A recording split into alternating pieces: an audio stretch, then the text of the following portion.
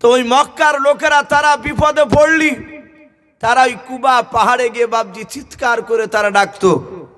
তখন তার mic tag ছিল না, কিন্তু মাইক না থাকলেও বাপজি তাদের গলার আওয়াজ খুব অনেক ছিল। তারা মুখে সেই সময় ডাকলে, আজ থেকে বাপজি 30 বছর আগে যারা বৃদ্ধ মানুষ তারা গল্প করে অনেক সময় যে অমুক ব্যক্তি আমাদের এখানে নাই, মারা গিয়েছে, সে মুখে আজান দিত তো 1 কিলোমিটার দূর থেকে শুনতে পাওয়া যেত তার গলার আওয়াজ।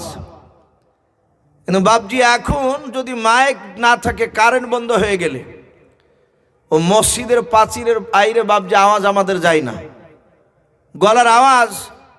আগেকার মানুষের মতো তো শরীরে সে শক্তি নেই আমাদের। তো ওই মক্কার লোকেরা বাপজি যাদের গলাটা শক্তিশালী তাকে ডেকে নিয়ে বলতো যে অমুকের নাম ধরে ডাকো, অমুক ব্যক্তি বিপদে পড়েছে। মক্কার সমস্ত লোককে ডাকতো, গো বাপজি ভাইয়েরা, মা বোনেরাও, তোমরা সবাই দৌড়ে এসো। আর কয়েক মিনিটের মধ্যে বাপজি ওই কুবা পাহাড়ের সামনে এসে বাপজি ফাঁকা জায়গা, মরুভূমি, উঁচু পাহাড়ের সামনে বাপজি তারা বসে যেত। যেই লোকটা চিৎকার করেছে মোড়লরা বলতো কি বিষয় আলোচনা করবে একটু বলো।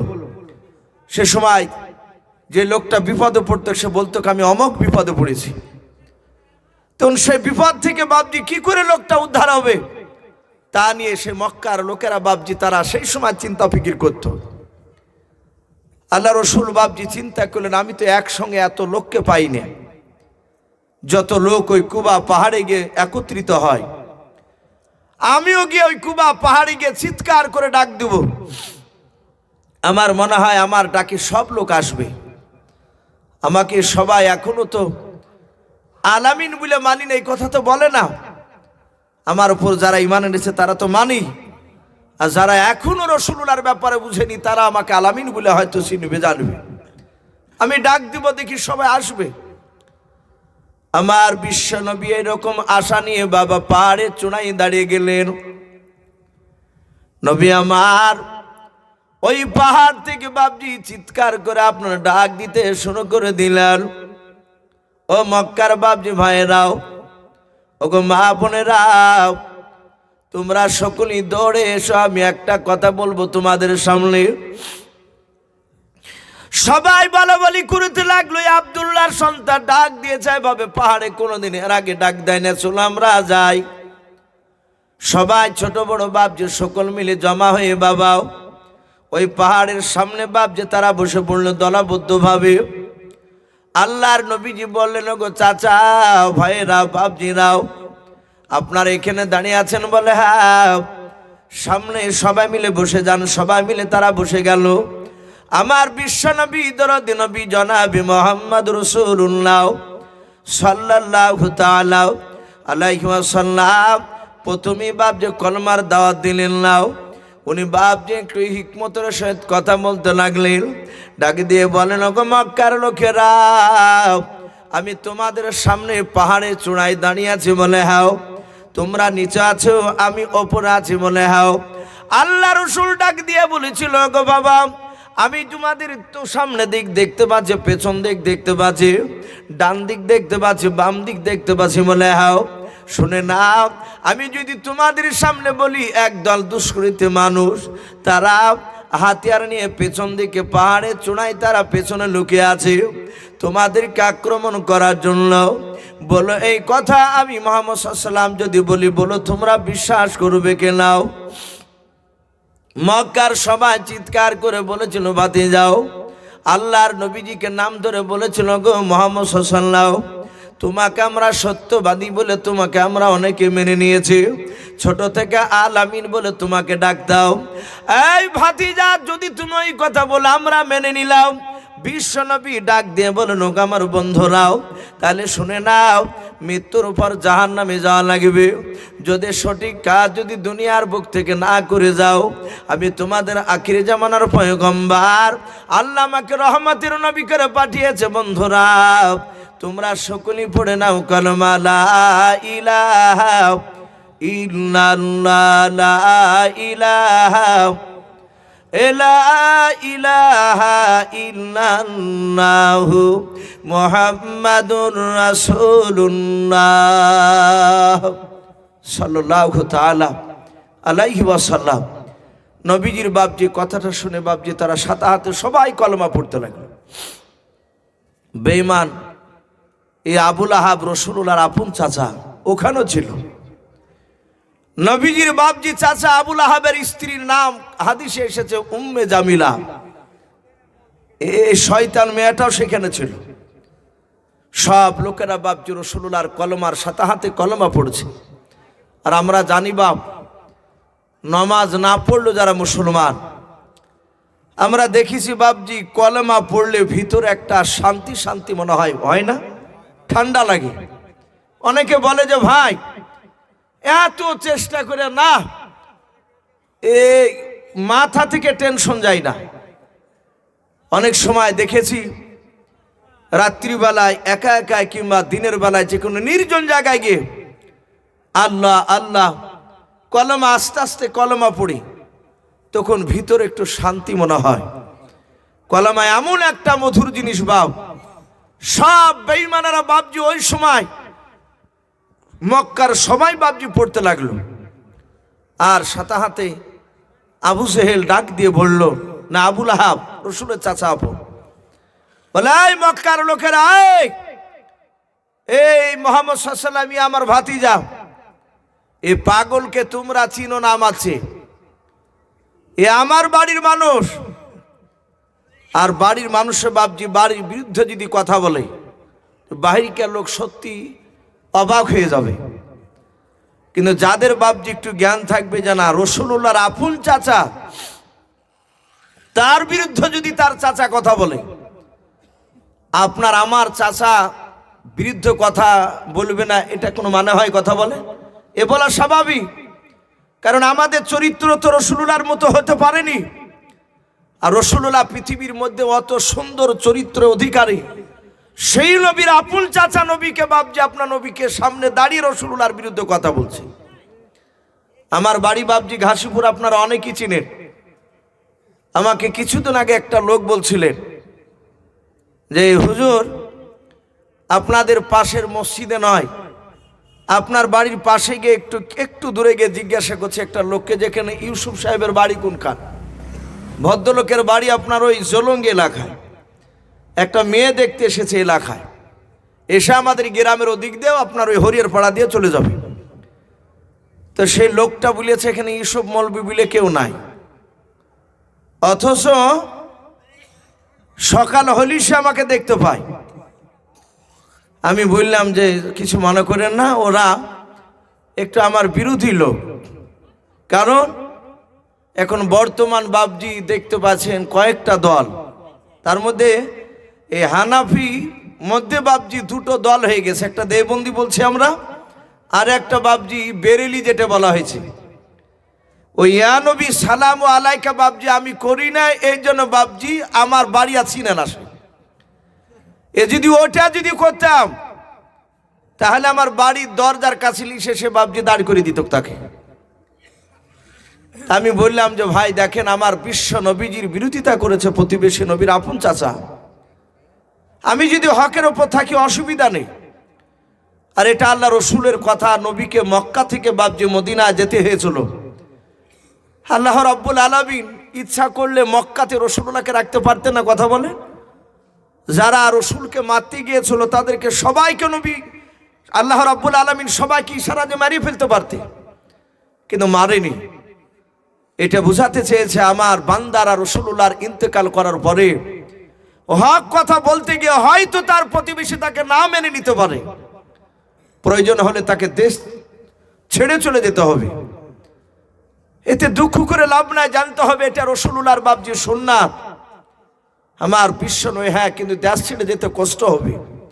আবু বকর সিদ্দিক রাদিয়াল্লাহু তাআলা আনহু বলেন, নবীর সাথে যখন মক্কা থেকে মদিনা যাচ্ছিলাম, নবী 10 ধাপ 12 ধাপ করে সামনে ফেলছেন আর পেছন থেকে এভাবে ঘুরে ঘুরে তাকাচ্ছে। আবু বকর বলছেন, ওগো রাসূল, আপনার বুঝি মক্কা থেকে যেতে কষ্ট হচ্ছে? নবী বলেন, আবু বকর রে, এটা আমার জন্মস্থান, আমি ছোট থেকে খেলাধুলা করে মক্কার মাটিতে মানুষ হয়েছি। আর মক্কা লোকেরা আমাকে চিনতে পারলো না, আমাকে তারা থাকতে দিল না। কষ্ট হচ্ছে, কষ্ট হবে, এটা স্বাভাবিক। আমার বিশ্ব নবীর বাপজি বিরোধিতা তার ঘরের লোক আবু লাহাব বাপজি ডাক দিয়ে বলে, এই মক্কার লোকেরাও, আমাদের মূল্যবান সময়টাকে সে নষ্ট করে দিয়েছে। এই কলেমা পড়ো না, এই ভণ্ডাও, এই নতুন ধর্ম চালু করার চেষ্টা করছে। আমরা বাপ দাদার ধর্ম আগ থেকে মানে আসছি, ওটাই মানবো, ওটা ছাড়বো না। আমাদের বাপ দাদার ধর্ম যদি খারাপ হয় সেটাই মানবো, কিন্তু মুহাম্মদ সাল্লাল্লাহু আলাইহি ওয়াসাল্লামের ধর্মকে মানবো না। সবাই মিলে যারা কলেমা পড়ছো তারা কলেমা বাপজি বন্ধ করে দিল। আবু লাহাব বলল, বলো যে কলেমা ছেড়ে দিলাম, নবীকে মানি না। সবাই তারা চিৎকার করে বলল, আমরা কেউ আর নবীকে মানি না। বেঈমান আবু লাহাবের স্ত্রী উম্মে জামিলাও আর একটু সামনের দিকে বাপজি সে মেয়েদের সামনে বসা ছিল। ওই সময় উম্মে জামিলা দাঁড়িয়ে ডাক দিয়ে বলেছিল, মক্কার লোকেরা, ওই মুহাম্মদ সাল্লাল্লাহু আলাইহি ওয়াসাল্লামকে যারা মারতে পারবাও, ওকে মারিয়া যদি ফাটিয়ে দিতে পারো তাহলে শুনে নাও। আমার গলা যে সোনার মালা দেখতে পাচ্ছ, বলে হ্যাঁ, এই মালা বিক্রি করে যারা মারবে তাদেরকে আমি উপহার স্বরূপ টাকা দেব। আল্লাহ রসুল পাহাড়ের চূড়ায় দাঁড়িয়ে নবীজি কান্না শুরু করে দিলেন। আল্লাহকে ডেকে বলেন, আল্লাহ, হাজার হাজার লোক তারা সবাই মিলে কলেমা পড়েছিল। আমার চাচা আবু লাহাব বাবার রাস্তা থেকে তাদেরকে সরে নিয়ে চলে গেল গুমরাহ রাস্তার দিকে। ওগো আল্লাহ, এদের কার মুসলমান বানাতে পারলাম না। নবীজি জানতেন হেদায়েতের মালিক বাপজি আমার আল্লাহ। হযরত জিবরিল আলাইহিস সালাম এসে আল্লাহর নবীকে বলেন, আসসালামু আলাইকা ইয়া রাসূলুল্লাহ, ইয়া হাবিবাল্লাহ। নবী আপনি কাঁদবেন না। যেই বেঈমান আবু লাহাব আপনার রাস্তা থেকে ওই লোকদেরকে ফিরে নিয়েছে, বলে হ্যাঁ। ওগো নবীজি, আবু লাহাবের 2 হাত ধন সম্পদ আল্লাহ ধ্বংস করে দিয়েছেন। ওইখানে বাপজি সূরা লাহাব, বাপজি আপনার যে সূরাটা রয়েছে, তাব্বাত ইয়াদা আবি লাহাবি ওয়া তাব, আবু লাহাবের 2 হাত ভেঙে দিলাম বলে বাপজি সূরাটা বাপজি নাজিল হতে লাগলো। আল্লাহ রাসূলকে বলেন, ওগো নবী চিন্তা করবেন না, কাঁদবেন না। যেই সব লোক কলেমা পড়ার পর কলেমা থেকে আবার বেঈমান আবু লাহাবের দলের দিকে চলে গেল, ওই সব লোকেরা কিয়ামতের ময়দানে জাহান্নামের আগুনের লাকড়ি হবে। ওগো আল্লাহর নবীজি, সেই লাকড়িতে আপনার আপন চাচা আবু লাহাব ওই জাহান্নামের আগুনে জ্বলতে থাকবে। জিবরিল শেষের আয়াতটা নাজিল করে বললেন, ফি জিদিহা হাবলুম মিন মাসাদ। হে নবী, আপনি চিন্তিত হবেন না, কাঁদবেন না। আপনার চাচিমা উম্মে জামিলা যে বলেছে, আমার গলার সোনার মালা বিক্রি করে আমি টাকা দিব যারা মুহাম্মদ সাল্লাল্লাহু আলাইহি ওয়াসাল্লামকে মারতে পারবে। এই নবীজি আপনি কাঁদবেন না। আপনার বিবি, আপনার চাচিমা উম্মে জামিলাকে, ওই আবু লাহাবের বিবি উম্মে জামিলাকে কিয়ামতের ময়দানে কোটে কোটে যেদিন মানুষের সমাগম হবে, সেই দিন উম্মে জামিলার গলায় আগুনের বেড়ি পরে দিয়ে, আগুনের মালা পরে দিয়ে তাকে কিয়ামতের ময়দানে টেনে হেঁচড়ে নিয়ে বাড়ানো হবে। হে রাসূল, আপনি কাঁদবেন না। এই আবু লাহাব বাপজি এইভাবে হাজার হাজার লোকের সামনে একবার নয়, কয়েকবার বাপজি প্রকাশ্য বিরোধিতা করেছে। শুধু তাই নয়, ওই রাত্রিবেলাতে বাপজি রাসূলুল্লাহর বিরুদ্ধে বাপজি নবীকে কি করে ধ্বংস করবে, এই চক্রান্তর বাপজি জাল বিছাছিল। আবু জেহেল বলল, ভাই মুহাম্মদ সাল্লাল্লাহু আলাইহি ওয়াসাল্লাম তো বড় জাদুঘর, ওকে তো দেখলাম সে পাথরকে জাদু করেছে। হে বন্ধু উতবা সাইবারা, তাকে কি ধ্বংস করার কোন রাস্তা আছে? সাদা হাতে বলল উতবা সাইবা, হে আবু জেহেল নেতা, একটা কাজ করলে কেমন হয়? বলে কি কাজ? বলে আমাদের সামনে যে রাস্তা আছে, বলে হ্যাঁ, এই রাস্তাতে আমরা গোপনে, ওরা যেন জানতে না পারে, আমরা যদি ওই রাস্তায় যদি একটু গর্ত কেটে রাখি, অপরে ডাল পাতা বিছিয়ে দিয়ে হালকা মাটি ছুড়ে দিব, মুহাম্মদ সাল্লাল্লাহু আলাইহি ওয়াসাল্লাম রাত্রিবেলায় ভোরবেলায় নামাজ পড়তে যাবে আর ওখানে পা দিয়ে শেষ হয়ে যাবে। এটা করলে কেমন হয়? শতাহাতে বাপজি ওখানে প্রতিবাদ করেছিল বেঈমান আবু জেহেল, ডাক দিয়ে বলেছিল, এই উতবা সাইবা, আমি দেখেছি নবীকে মারা অত সহজ নয়। মুখে যত বলা সহজ, বাস্তবে পরিণত করা অত সহজ নয়। নবীকে মারতে পারবা না। উতবা সাইবা ডাক দিয়ে বলল, ভাই মুহাম্মদ সাল্লাল্লাহু আলাইহি ওয়াসাল্লামকে এমন কি জিনিস দেখেছো যে তাকে মারতে পারা সম্ভব নয়? ওকে মারা যাবে না ডাইরেক্ট? এ আবু জেহেল ওই সময় উতবা সাইবার সামনে, আবুল আহাবের সামনে, আবু সুফিয়ানের সামনে ওই রাত্রিবেলায় বাপজি আবু জেহেল বলেছিল, কারণ বিশ্ব নবীর বাড়ি আর আবু জেহেলের বাড়ি একেবারে কাছাকাছি। জানি না এখানে হাজী সাহেব আছেন কিনা। হাজী সাহেব না হলেও বাপজি অনেক যুবক ছেলেরা এখন সৌদি টৌদি কাজে যাচ্ছে, তারা গিয়ে বাপজি দেখছে রসুলুল্লাহর বাপজি সে হজে না গেল, সে নবীর দেশে তো গিয়েছে। সেখানে বাপজি অনেক মানুষ আবার এসে ফতোয়া দিচ্ছে, একটা ছেলে যদি কাজ করতে যদি যায়, কাজ করতে গিয়ে বাপজি সে হয়তো হজ করেছে, সেখানকার যে হজের নিয়ম সেগুলো পালন করেছে, করার পরে সে হয়তো দাড়ি মাড়ি রেখেই দিয়েছে, পাঞ্জাবি পরে এসে বাপজি সে বাড়িতে বেশ সুন্নতি কায়দায় যাকে বলে একেবারে ভালো মানুষের মতন সে চলাফেরা করছে। তো যারা আবার টাকা খরচ করে বাপজি জমি বেচে গাছ বেচে হজ করে এসেছে, তারা আবার ফতোয়া দিচ্ছে ওদেরকে হাজি বলা যাবে নাকি। বলে কেন? বলে ওরা তো ব্যবসা, ওরা ইনকাম করতে গেছিল, জমি বেচতে হবে, জমি নিজের জমি গাছগুছালি বেচে কার হজে যেতে হবে। অনেক লোক আছে বাপজি অবৈধ টাকা ইনকাম করিয়ে জমি কিনেছে, আকাম কুকাম সব করেছে উজওয়ান খালে করিয়ে প্রচুর টাকা করে বাপজি এখন এই হজে যাচ্ছে, ওই জমি 5 কাঠা বেচি দিয়ে বুঝে যে হালাল টাকা দিয়ে হজ করিয়ে। আল্লাহ কি পাগলা বলে? এই যে টাকা যা প্রথম থেকে ইনকাম করছেন এটাই তো বাপজি অবৈধ টাকা। আমরা আলেম, আমরাও যে বাপজি সব হালাল টাকা ইনকাম করছে তাও না, আমাদেরও তো যদি বাপজি টাকা হালাল না থাকে তা আমাদেরকে বাপজি কিয়ামতের ময়দানে আলেম বলে বাপজি গণ্য করবে না, ছাড়বে না, কাউকে ছাড়বে না। আল্লাহ বলছেন, ফামা ইয়ামাল মিসকালা যাররাতিন খায়রান ইয়ারা ওয়া মা ইয়ামাল মিসকালা যাররাতিন শাররান ইয়ারা। কিয়ামতের ময়দান খুব বাপজি কঠিন জায়গা হবে। যারা সৎ ব্যক্তি হবে, সে গরিব হোক না কেন, সে মাঠে কাজ করা লোক হোক না কেন, সেই লোকগুলো বাপজি সৎ লোকই বাপজি পার হতে পারবে, সেদিন জান্নাত দিতে পারবে।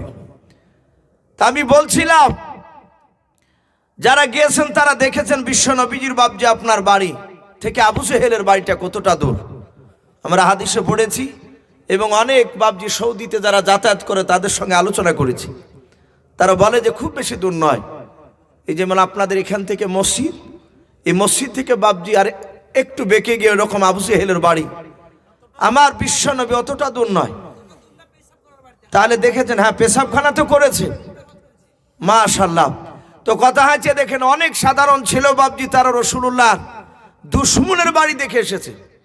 আমরা পড়েছি কাছাকাছি বেঈমান আবু জেহেল বাপজি ডাক দিয়ে বলে, এই আমি দেখেছি তাকে ডাইরেক্ট মারতে পারা যাবে না। বলে কি করে দেখেছো? আমরা জানি সূরা মাউন বলে একটা সূরা আছে, আর আইতাল্লাযী ইউকাযযিবু বিদ্দীন ফাযালিকাল্লাযী ইয়াদউল ইয়াতীম। এই আলাম তারা থেকে বাপজি এই নাস পর্যন্ত এর মধ্যে 10টা সূরা, তার মধ্যে এই সূরাটা ভরা আছে। এই ফাযালিকাল্লাযী ইয়াদউল ইয়াতীম, এতিমের কথা আলোচনা করতে গিয়ে বাপজি একটা ঘটনা তুলে ধরেছে। দুটো বাচ্চা ছেলে, বড় ছেলেটার নাম কেতাবে দেয়নি, বড় ছেলেটার বয়স 10, ছোট ছেলেটার বয়স বাপজি 2 বছর কম, 8 বছর। এরা দুটো ভাই বাপজি ছোট্টবেলায় তাদের মা বাপকে হারিয়ে ফেলেছে। এরকম মানুষ নাই পৃথিবীতে, যে বাপও নাই মাও নাই ছোট থেকে। তো ওই বাচ্চা দুটোর আব্বা মা দুটোই নাই, ছেলে দুটোকে বাপজি সাহারা করা কেউ নেই। কয়েকদিন হয়তো তার চাচা মাচা একটু দেখেছে, তারপরে বাপজি আর দেখাশোনার দায়িত্ব কেউ নেয় না। ছেলে দুটোর বাপজি যা টাকা পয়সা ছিল, সোনা চাঁদি যা ঘরে ছিল, সবগুলোকে বের করে নিয়ে একটা কাপড়ে বাপজি বেঁধে একটা বেশ পুটলার আকারে করে নিয়েছে। দুই ভাই টাকার পুটলাটা মাথায় করে নিয়ে রাস্তা দিয়ে বাপজি হেঁটে চলে যাচ্ছে। আবু জেহেলের লোকেরা ডাক দিয়ে বলল, ভাই দেখো যে দুইটা ছেলে চলে যাচ্ছে কোথায়। ওরা জানে যে ছেলে দুটোর আব্বা মা নাই, আর পুটলাতে দেখেছে যে টাকা ভরা আছে। বেঈমান আবু জেহেলের লোকেরা ডাক দিয়ে বলেছিল, ওগো বাবা কোথাও যাও? বলে আমরা জানি না, চোখ যেই দিকে যাবে সেই দিকে আমরা দুই ভাই যাব। ওরা অজানার ভান করে বলল, বাবা মনে হয় তোমাদের বাপ মা নাই বেঁচে। বলে নাও। ছেলে দুটো হাও মা করে কান্না শুরু করে দিলাও। ভাই একটা দুটো করে মানুষ উঠে যাচ্ছে, রাত্রি অনেক হয়ে যাচ্ছে, আর মিনিট 10 বসে ভাই ইনশাআল্লাহ দোয়া হয়ে যাবে।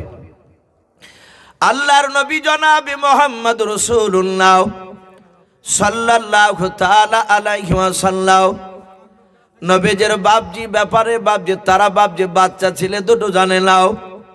ওই ছেলে দুটো কেঁদে কেঁদে বলেছিল, চাচা আমাদের চোখ যেই দিকে যাবে সেই দিকে আমরা চলে যাব। বলে তাই নাকি? বলে বাবা হ্যাঁ। ডাক দে বলো, বাবা কোথায় যাওয়া লাগবে নাও? বলে কোথায় যাব? বলে ওই দেখো সামনে বাড়িখানা দেখতে পাচ্ছ? বলে হ্যাঁ। ওই বাড়িটা আবুল হিকামের বাড়ি, আবু জেহেলের বাড়ি। এই কথাটা বলে নাই, কারণ ওদেরই তো লোক। বেঈমান আবু জেহেলের বাড়িটা বাপজি লক্ষ্য করে দেখে দিলাম। বলে বাবা ওই বাড়িতে লোকটার নাম হচ্ছে আবুল হিকাম, জ্ঞানী গুণী বুদ্ধিজীবীর বাপ। সেই লোকটাও এত ভালো মানুষ, তোমরা তার বাড়িতে যেয়ে থাকবা, খাওয়া দাওয়া পুরোবা, তার বিনিময়ে 1 টাকাও নিবে নাও। বলে চাচা এত ভালো মানুষ আছে? বলে হ্যাঁ। বাচ্চা ছেলে দুটোকে বাপজি ধরে নিয়ে গেল। টাকার পুটলাটা বাপজি আবু জেহেলের চামচারা হাতে ধরে নিয়ে যাচ্ছে। আবু জেহেলকে ইশারা করে বাপজি ডাকলো, আবু জেহেল চলে আসলো। চোখের বাপজি একটু ইশারা করলো। তারা বলতে চাইলো এই ছেলে দুটোর টাকার পুটলা একটু অভিনয় কৌশলে কেড়ে নিতে হবে। আবু জেহেল ইশারা করে বলে চিন্তা করো নাও। টাকার পুটলাটা হাতে করে নিয়ে বললো, বাবা এতে কি আছে? বলে সোনা চাঁদি টাকা আছে আমাদের। বলে আর টাকা আছে? বলে না, ঘরে যা টাকা পয়সা ছিল সব বেঁধে নিয়েছে, এগুলোই আমাদের সম্পদ। এই বাবা তোমাদের কি আব্বা বেঁচে নাই, মা বেঁচে নাই? বলে না। ডাক দিয়ে বললো, বাবা কান্না করবা না। আবু জেহেল নিজে হাতে বাচ্চা ছেলে দুটো চোখ মুছে দিলাও। ডাক দিয়ে বলেছিল, বাবা আমার বাড়িতে খাওয়া দাওয়া থাকবা, আমার টাকা থেকে পোশাক কিনে দেব তোমাদেরকে।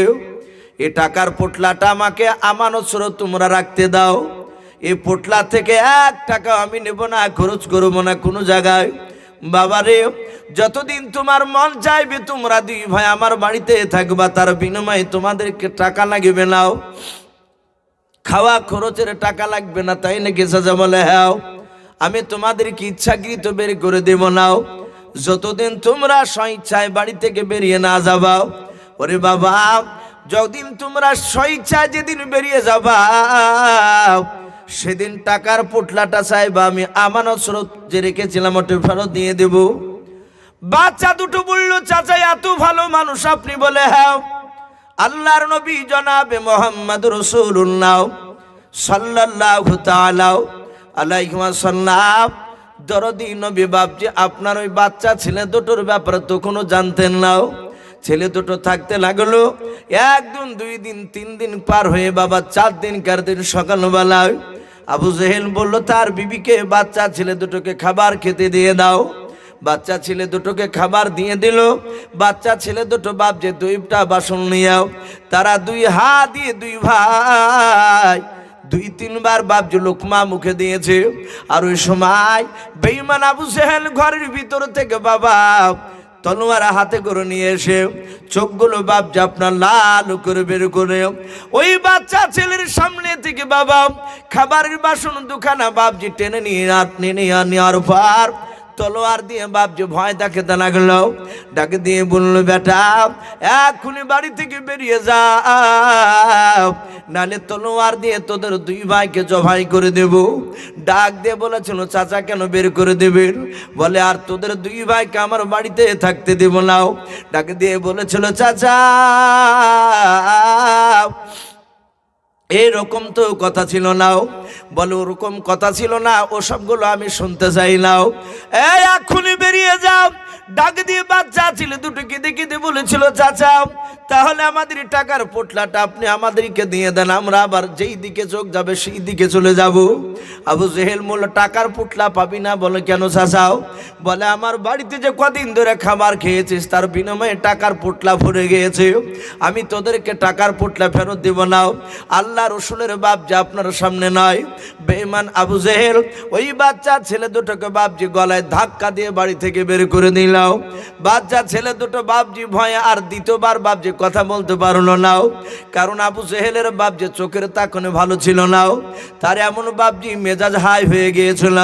বিশ্ব নবীজির বাপজি আপনার নয় দুশমন বেঈমান ওই বাচ্চা ছেলে দুটোকে বাপজি হয়তো জবাই করে দিবার কথা বলতে গেলে, তাই বাচ্চা ছেলে দুটো বাপজি ভয় আর কথা বলল না।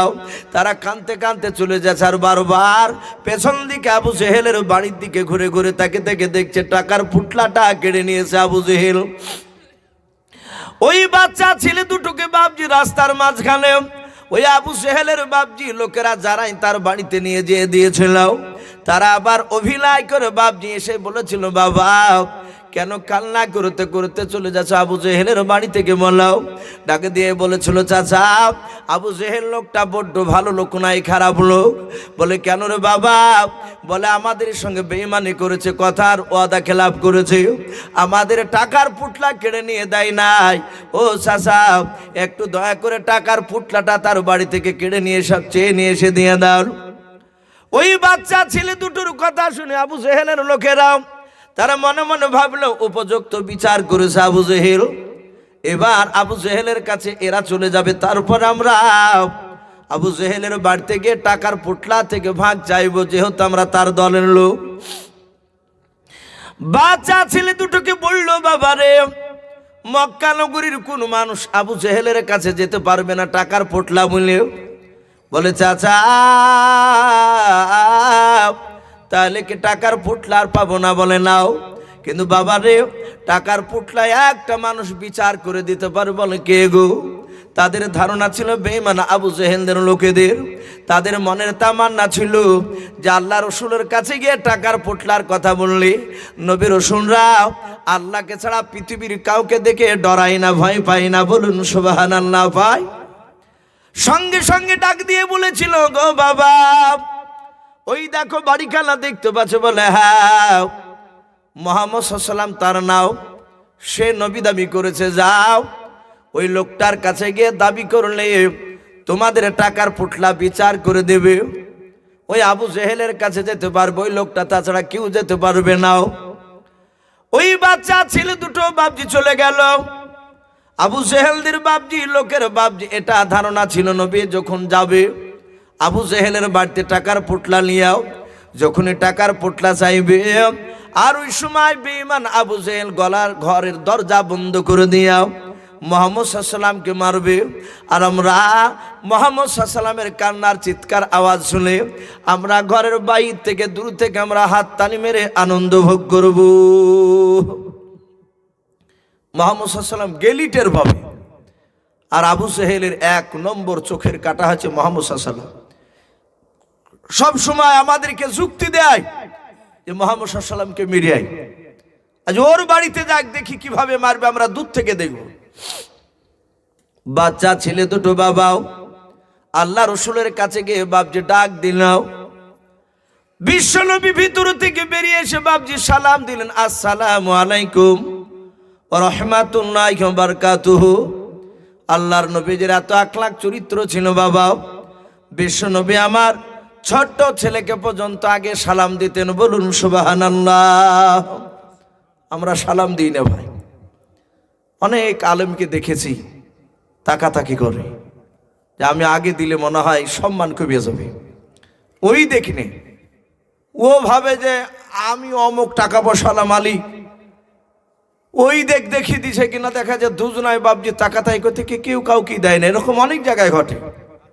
আমরা বিশ্ব নবীর উম্মাত, আমরা যদি বুঝতে পারি যে এটা মুসলমান, ফারাজি হানাফিয়া সব দেখবো না বাপ, সে নাভির ওপরে হাত বাঁধুক আর নিচে বাঁধুক, ও কলেমা পড়া তো ভাই মুসলমান।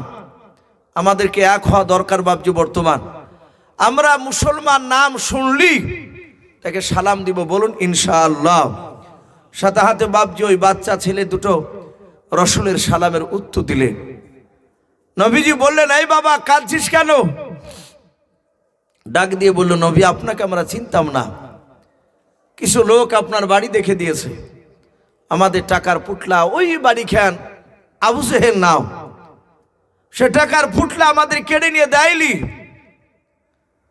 আমার বিশ্ব নবী জনাবে মোহাম্মদ রাসূলুল্লাহ সাল্লাল্লাহু তাআলা আলাইহি ওয়াসাল্লাম নবী বলেন, বাবা আবু জেহেলের বাড়ি থেকে দাবি করতে পারবা? বলে, হ্যাঁ অবশ্যই দাবি করতে পারবো আমি। আল্লাহ রসুল দুই ভাইয়ের হাত দুখানা ধরে বাবা টানতে টানতে টানতে টানতে টানতে টানতে বাবা আবু জেহেলের বাড়ির দরজার দিকে নিয়ে চলে যাচ্ছে। নবী আমার, আবু জেহেলের লোকেরা রাস্তার দুই ধার থেকে বাপ যে জঙ্গলে আড়াল থেকে তারা উকে মেরে মেরে দেখছিল। মুহাম্মদ সাল্লাল্লাহু আলাইহি ওয়াসাল্লাম বাড়িতে গেলে টের পাবে আবু জেহেল কেমন ক্ষমতাশালী লোক। আমার বিশ্বনবী আবু জেহেলের বাড়ির দরজার দিকে যাচ্ছিলেন, আর আবু জেহেল বাপজি দূর থেকে বাপজি দেখলো যে বাচ্চা ছেলে দুটোর টাকার পোটলা কেড়ে নিয়েছে, আমি দিই নাই। ওই বাচ্চা ছেলে দুটোর হাত ওখানা ধরে মুহাম্মদ সাল্লাল্লাহু আলাইহি ওয়াসাল্লাম নিয়ে আসতেছে।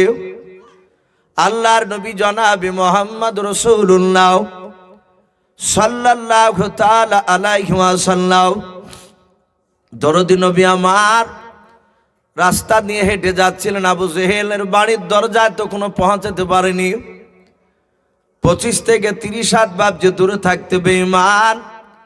আবু জেহেল ডাক দিয়ে বলেছিল, ভাতিজা খবরদার ওখান থেকে আর সামনের দিকে তুমি এক ধাপ ফেলবা নাও।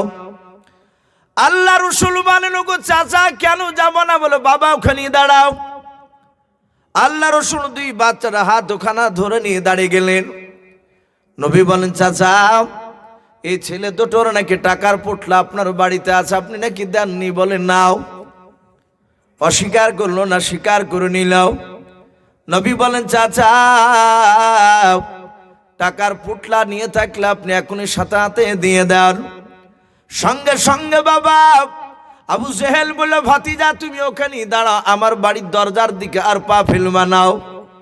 আমি ঘর থেকে টাকার পোটলা নিয়ে এসে দিয়ে দিয়েছি। বেঈমান আবু জেহেল ঘর থেকে তাড়াহুড়া করে বাপ যে টাকার পোটলা নিয়ে এসে বিশ্ব দরদি নবীর সামনে রেখে দিল। বলুন সুবহানাল্লাহ। নবী বলেন, বাবা দেখো টাকার পোটলায় সঠিক টাকাগুলো আছে না? বেঈমান আবু জেহেল কিছু টাকা সরিয়ে রেখেছে। বাচ্চা ছেলে দুটো টাকার পোটলা খুলে দেখে বলল, নবী গো একটা টাকাও নাড়ে নাইনি, সব টাকা রয়েছে। নবী আমার বাচ্চা ছেলে দুটো নিয়ে চলে গেলেন। বেঈমান আবু জেহেলের লোকেরা আড়াল থেকে দৃশ্যখানা দেখে বাপজি অবাক হয়ে গেল।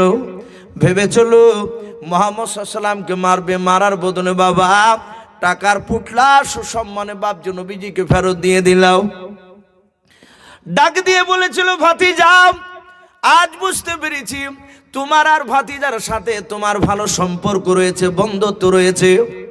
তুমি অপর অভিনয় করো, আমাদেরকে মারতে বলো। আবু জেহেল দেখলো আমাকে এরা হয়তো মানবে নাও, তা বেঈমান আবু জেহেল বাপ যে একটু হিকমত খাটিয়ে কৌশল করে বলল, ওরে আমার বন্ধুরা, আমি মুহাম্মদ সাল্লাল্লাহু আলাইহি ওয়াসাল্লামের বন্ধু নাই, তার আমি দুশমন, আমি তার কথা মানি নাই, তাকে অনেক অত্যাচার করি তোমরা জানো। ডাক দিয়ে বললে, আপনি একবার অস্বীকার করলেন না টাকার পুটলার কথা? আবু জেহেল বলেছিল, ভাই শুনে নাও, তোমরা যদি আমার জায়গায় থাকতে তাহলে শুনে নাও তোমরা অস্বীকার করতে পারিতে নাও। ডাক দিয়ে বলল, ও ভাই তুমি এমন কি জিনিস দেখেছো বলো? ডাক দিয়ে বলল, ভাই মুহাম্মদ সাল্লাল্লাহু আলাইহি ওয়াসাল্লাম বড় জাদুঘর, তোমাদেরকে জাদু করে না, আমাকে জাদু করেছিল। আমার দিকে যখন মুহাম্মদ সাল্লাল্লাহু আলাইহি ওয়াসাল্লাম আমার ভাতিজা আসতেছিল, আমি তাকে দেখলাম তার ডান এবং বাম দুই দিক থেকে এক নয় দুই নয় 60 থেকে 70 খানা তলোয়ার মনে হচ্ছিল ছুটে এসে আমার বুকে এসে গেঁথে যাবে। বলুন সুবহানাল্লাহ। ওলাই বন্ধুরা, আমি কি একবার স্বীকার করা বান্দা? আর ওই তলোয়ারের ভয়ে আমি স্বীকার করতে বাধ্য হয়েছি। আমি রাজি হয়ে গিয়েছিলাম। আদৌ মুহাম্মদ সাল্লাল্লাহু আলাইহি ওয়াসাল্লাম তোমাদেরকে জাদু করেনি, আমাকে করেছে। বাপজি, আমার বিশ্ব রসুলের বাপজি এই দৃশ্যখানা বেঈমান আবু জেহেল দেখেছিল। উতবা সাহিবাকে বলল, মুহাম্মদ সাল্লাল্লাহু আলাইহি ওয়াসাল্লামকে ডাইরেক্ট মারা সম্ভব নয়। রসুলের বাপজি সে বিরোধিতা করে রসুলের কথা মানেনি, তাই নবী বলেছিলেন তোর নাম আজ থেকে আবু জেহেল, তুই মূর্খের বাপ। তো যাই হোক বাপ, বলার উদ্দেশ্য বাপজি আলোচনার প্রতিটা বক্তার বাপজি শেষের বেলায় কথা হয়েছে বাপজি আসসালাত, নামাজের কথা বলা, যে আল্লাহ ভোলা মানুষ কি করে বাপজি আল্লাহকে চিনতে পারবে? নামাজ না পড়লে কি করে 5 ওয়াক্ত নামাজ আমরা পড়ব? তাই প্রতিটা বাপজি ভাই মা বোনদেরকে বলবো আমরা সকলেই 5 ওয়াক্ত নামাজ পড়বো। বলুন ইনশাআল্লাহ। যাদের বাপ মা বেঁচে আছে বাপজি তারা বাপ মার খিদমত করবো, সেই সন্তান যারা আছে, যাদের বাপ মা মারা গিয়েছে বাপজি আমরা তাদের জন্য নামাজের হালাতে দোয়া করবো ইনশাআল্লাহ। আল্লাহ রাব্বুল আলামিন আমাদের সকলকে কোরআন এবং সুন্নাত মাফিক আমল করা তৌফিক দান করুন। বলুন আল্লাহুম্মা আমিন।